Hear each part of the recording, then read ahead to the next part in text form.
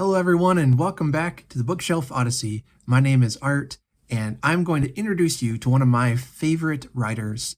His name is Ray Bradbury. Now you probably have heard of him and maybe if you're watching this you already know who he is. I like to think of this as a author spotlight. I'm going to talk about who he is, what he wrote, what are some of my favorite books, and I'll be showing you some of my favorite books along the way. Or if I counted right, surrounding me right now, I have 48 Ray Bradbury books. Some of them are different editions. Some are collections of short stories, large collections I'll show you. But I am a huge fan of Bradbury, and I love all the books that I have of his. I've been collecting them since I was a teenager. I think I've got all but his first one, which is Dark Carnival. It was a limited printing and it is, you can find them on eBay now, but they're outside of my price range. But someday, maybe I'll own one.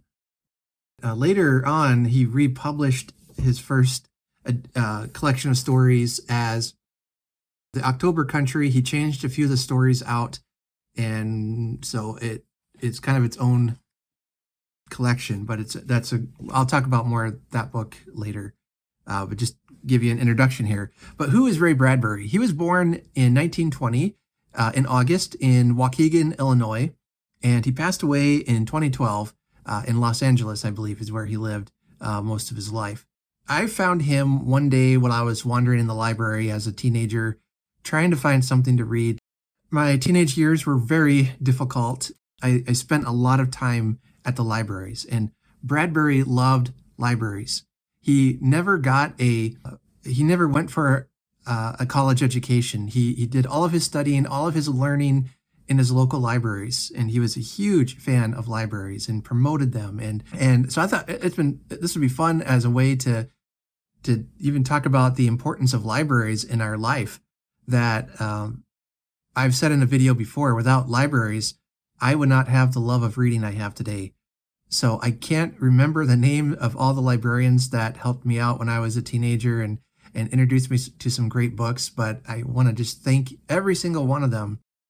You have made a tremendous impact in my life. So yeah, I found this book. I was wandering through the library. I thought, I want some science fiction. And I saw this book, The Martian Chronicles, in the rack, and I thought, oh, that sounds familiar. Maybe I'll read it.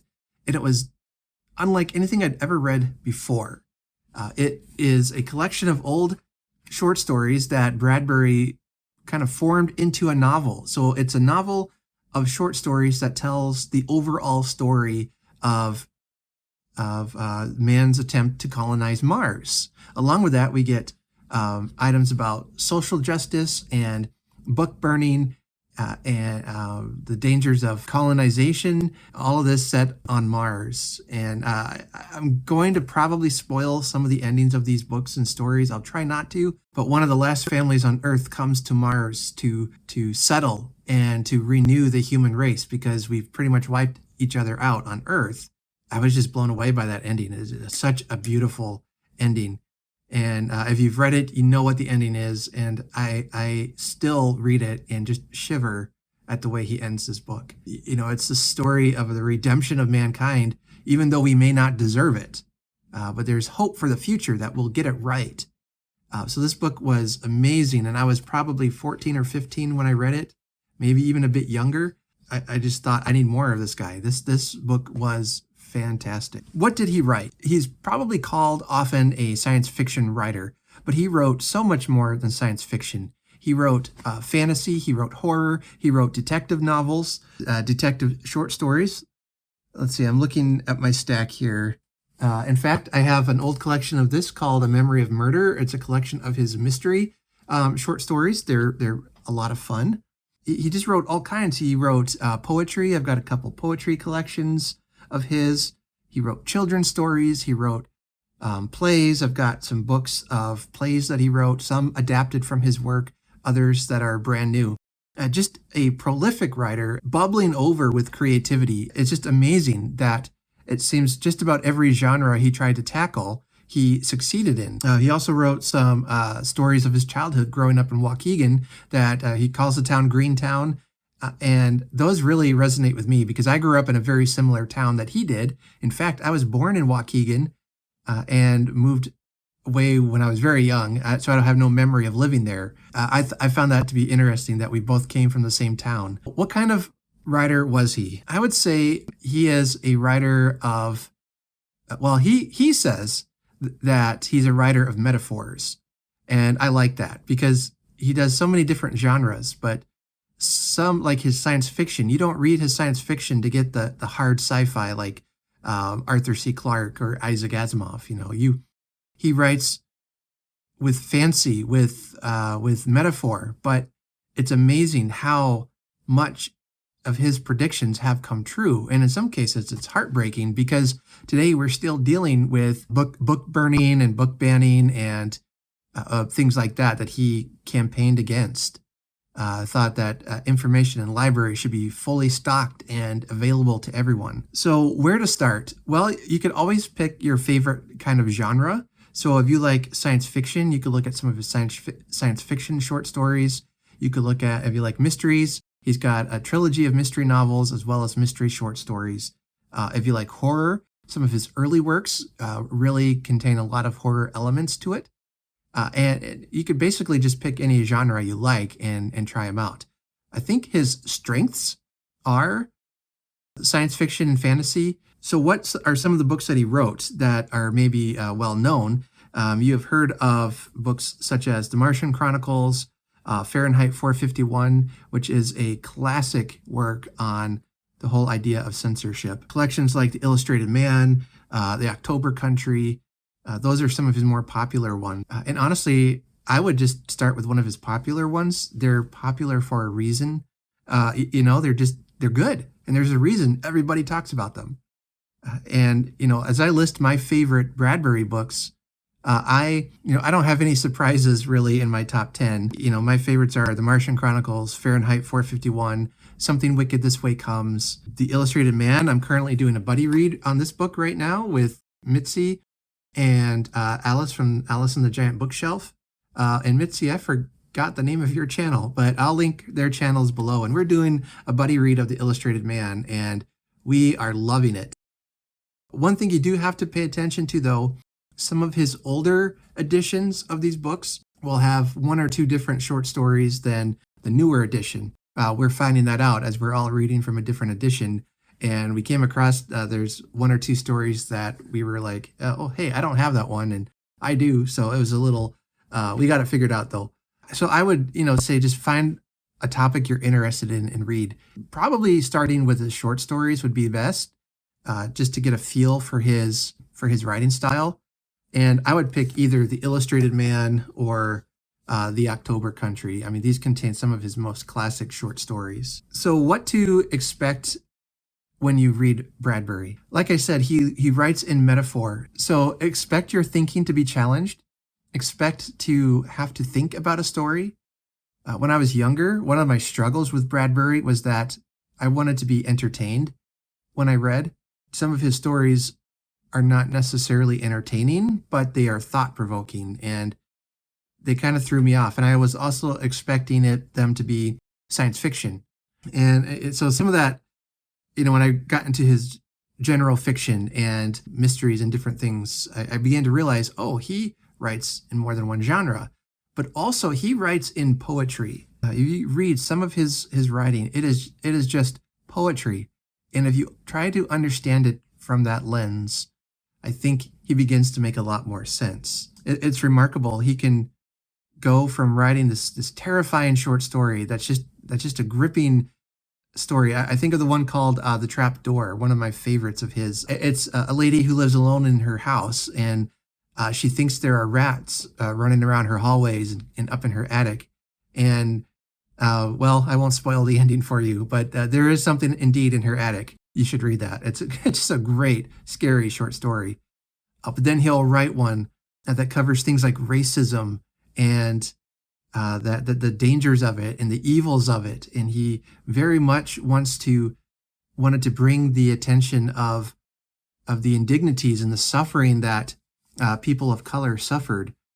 And as a popular white author of his time, I don't wonder if maybe he was taking some risks, speaking up on their behalf. He was very much ahead of his time as far as things like that go. And some of his stories now that deal with race are some of his most powerful stories. Then if you wanted to read some biographies by him, I would recommend the biography by Sam Weller, but it's called the Bradbury Chronicles, and it's just a great detailed biography. Sam Weller is the authorized biographer of Ray Bradbury. He met with him, he worked with him, he became dear friends with Bradbury in his later years. And this is a very moving, very touching biography. But do know that if you haven't read all of his stories, there might be a few spoilers in there. But I would read this book if you want a biography that's accessible, easy to read, but very in-depth. There are others, of course, but this is the one I'd recommend. And in fact, Sam Weller has written and edited several different books about Ray Bradbury, including a collection of short stories that he edited by having different authors who have been inspired by Bradbury. I think it was after he had passed away that Sam Weller got that collection together. And you have one of my favorite stories from that collection is called, I think it's called something like The Man Who Forgot Ray Bradbury, written by Neil Gaiman. And that is such a beautiful, emotional story. Another nonfiction about Bradbury is one called Bradbury Speaks. This one is a collection of his essays and nonfiction writing, which I found to be very interesting. Here we have another one by Sam Weller, who collected more interviews. It says it's called Listen to the Echoes, the Ray Bradbury interviews. It's a great book full of pictures and words, of course, but a lot of pictures and all these interviews that Weller had with Bradbury. He kind of organizes them according to topic. Another one edited by Sam Weller called The Last Interview, which is another great, it's a smaller book, but a great read as well. That's one of the things about Bradbury I love, is that whether it's fiction or nonfiction, I find his writing so interesting and thought-provoking. So those are a couple of books about him. But now, let me talk to you about some of his books. Let's look at some of his novels here. First of all, again, The Martian Chronicles. This was published in 1946. Then I have a more up-to-date version that was published earlier in this century. What I love about this one is autographed, I think. I never did get to meet Bradbury, but I did buy this off eBay. They swore it was autographed. I have no reason to doubt the seller. It wasn't that expensive, so I got it just to say I had something that he possibly autographed. And I'm not going to sell it, so to me it doesn't matter if it's authentic or not. The thing about those two older and newer editions is that he did change some of the stories again. He took out one that was about racism and then put in one that was more about religion. So I've talked about that. Again, it's about man's journey to colonize Mars. Another popular book he wrote, this is one of my top favorites of his, is Fahrenheit 451. I really want to do a video about this book because it has such a powerful message for us today, and it's a good story. So I might do a more in-depth video talking more about this book. In the future, this book takes place in the future, and reading is illegal. Books are banned. And so firemen no longer put out fires, but they start fires, and they find people who are hiding books and they burn them, and those people are arrested. It's bleak, but the ending is very, very hopeful. I love it. And the things he talks about in this book is a message that we still need to listen to today. So read this book if you haven't. Maybe this should be your first Bradbury, is to read this book, so you can see why the idea of banning books is bad. That's a whole conversation I won't get into today, but I hope to address that maybe in a future video. This is a great book, a powerful novel. And then one I didn't read till I was an adult, Something Wicked This Way Comes. I guess this is actually a young adult novel, but it tells the story of the Cougar and Dark's Pandemonium Shadow Show comes to Greentown, Illinois. Two boys get caught up in the spooky mysteries that's surrounding this carnival. But what resonated with me is that there is a father in the story. That plot line just connected with me, that I don't know what I can say without giving it away, but his relationship with his son and the longing that he has, that he wants to, because he's an older father and he thinks he would be a better father if he were younger and he could play with his son better and all these things. And it's such a powerful character that really just struck me and all my insecurities of being a father, and completely unexpected when I read that. I devoured this book and I was crying tears at the end, as a mid 20 something year old man. I'm not ashamed to admit it. This book was beautiful and I still read it more or less, not every year, but about once every 3 or 4 years or so. It's a great one. If you are really wanting just to sample a large collection of his works, but you're limited on shelf space, I would go with one of the omnibuses. This one is put out by Everyman's Library. It has something like over 100 short stories in it. It's a great collection. All of his classics are in this one. It's a chunker. He has another collection as well called Bradbury Stories. This one does have 100 stories in it. It's a nice floppy book. I like the way it feels. And can I just say, I love how they do this. Spell Bradbury, but then highlight Ray. So it's like his first name inside of his last name. I don't know. I just like that. That's a side point. A good collection of his short stories. And after you read about 100 or 200 of his stories, you've read a lot of Bradbury, and you're going to get a good idea of what he writes like. Some of his other stories he writes are fiction stories, like literary fiction. One of his earlier ones is called Dandelion Wine, and it tells the story of Douglas Spalding, who lives in Greentown, Illinois, and he writes about his summer. And this is just the spirit of childhood. It's a fun story. It's a great one to read in summer. If I'm feeling the need to feel like summer, I'll pick this book up. I think this one also is like the Martian Chronicles in that it has a collection of short stories that when put together, it pretty much forms a novel. But this one has a little more unity to it than even like the Martian Chronicles does, because it has mostly about the same character, Douglas Spalding. But in it, Bradbury can't help being himself, because there is a couple of scary stories here. There's potentially a killer on the loose in town and things like that. This it sounds weird, I know, but it works. So read Dandelion Wine. And then later in life, he wrote a couple more collections that formed kind of a sequel called Farewell Summer and Summer Morning, Summer Night. And again, these just follow the story of Douglas Spalding and his adventures in Greentown, Illinois, and some of the people that live there. I don't know if I like these as much as Dandelion Wine, but even a bad Bradbury is a pretty good story. So I use that term bad very lightly. I love just about everything he's written. And if you're interested in mysteries, he has a trilogy of mysteries. I think this is the first one, Death is a Lonely Business. And it tells the story of a writer in like the 1940s Hollywood. I think is the time frame. And there's a mystery that he ends up getting tangled up in.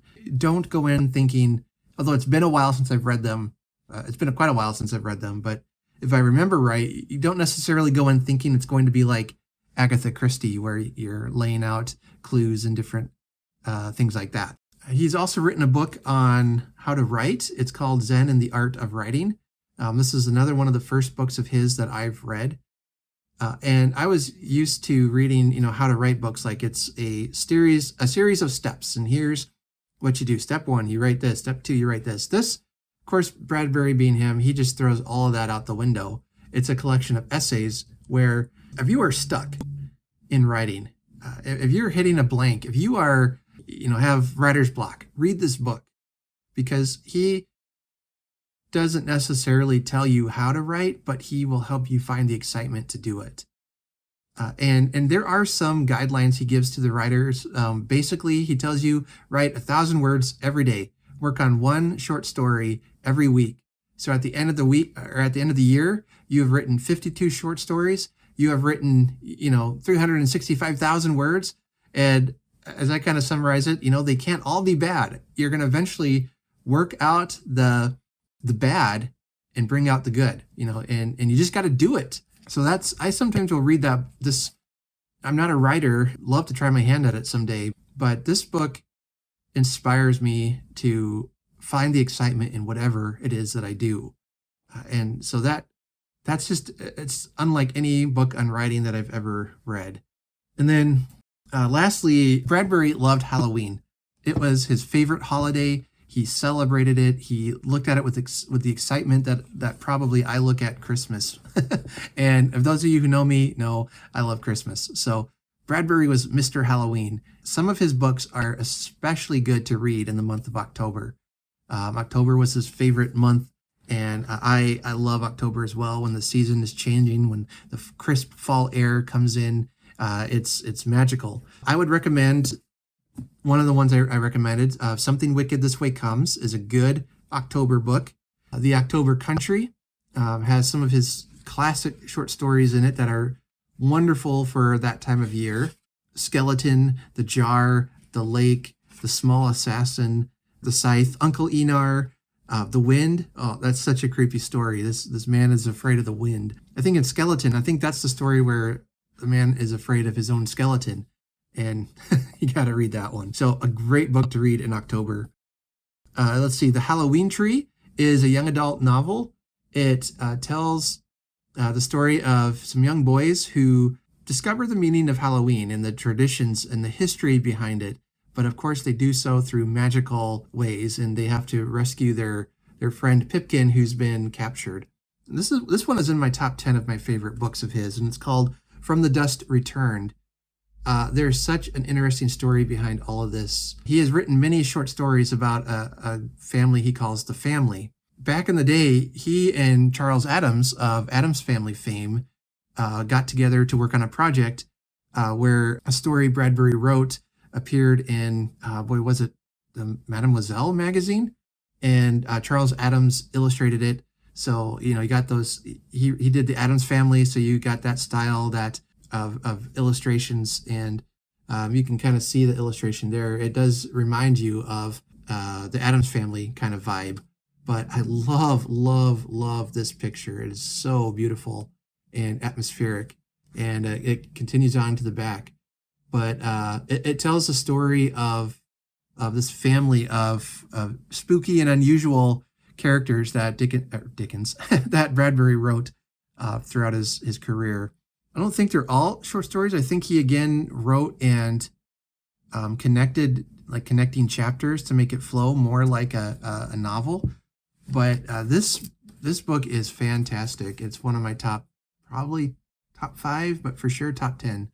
And I have not read it in ages. I think I'm going to read it this year in October. So stay tuned for that.